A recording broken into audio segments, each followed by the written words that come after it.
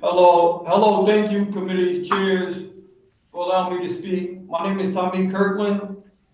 I've been incarcerated for 14 years. I'm testifying in support of an act related to rehabilitation, reentry, and human rights for incarcerated persons. The passage of this bill is very important, not only for those incarcerated, but for the outside community at large. 90% of those incarcerated are not serving life sentences and will be released into society. What happened? Oh, I'm sorry.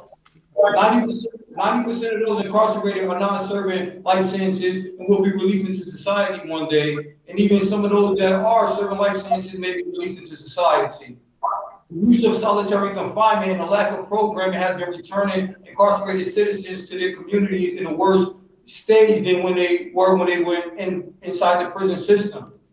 When the ex-offender reoffends, people ask he didn't learn anything from his last prison term. The truth is, he wasn't given the opportunity to learn anything. We are just being here warehoused in these facilities.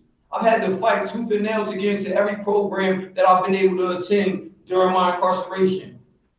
Many of us are just enduring physical and mental abuse for years and years until we're released into society, and then they expect us to have some positive change.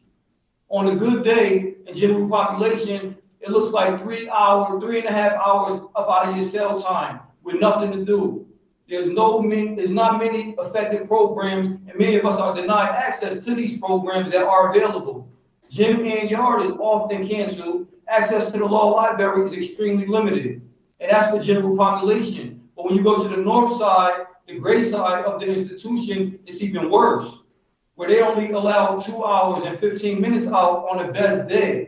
And that's 1 hour in the day room and 1 hour outside. But if it's 10 degrees outside and you don't want to go outside, then you're just stuck to that 1 hour a day. There's no programs at all, not even religious services.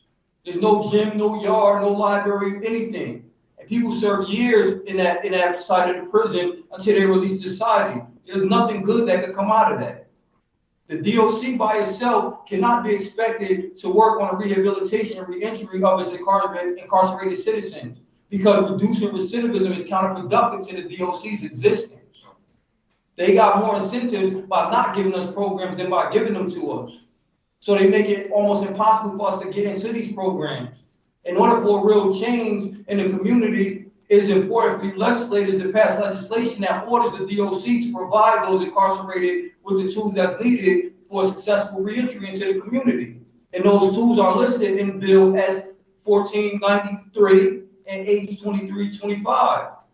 And that's as well as the act to strengthen visitation rights because the current registration or regulations to the visiting is bad for us as well and our loved ones. Our support systems are being deteriorated. It was also increases the recidivism rates as a negative impact on the communities as well. So the bills that's listed, the terms that's listed in S 1541 and H 2394 will also be needed to pass for improvement.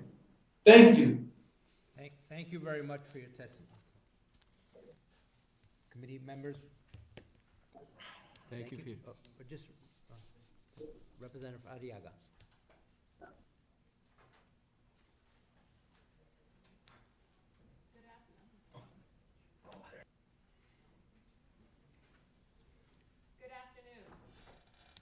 Good afternoon. I want to thank you for taking the time to provide your testimony, your lived experience, right? This is what you and your inmates, your friends are going through, and this has been going on for years. I simply have a question. Who has been helping you with this process? So you had a great testimony, you did your research, you know exactly what you're talking about. Did anybody help you? Do you have any resources in there? Mainly just the guys that's here with me right now, and just me just understanding the situation and learning. PLS, Prison Legal Services has been helping us as well.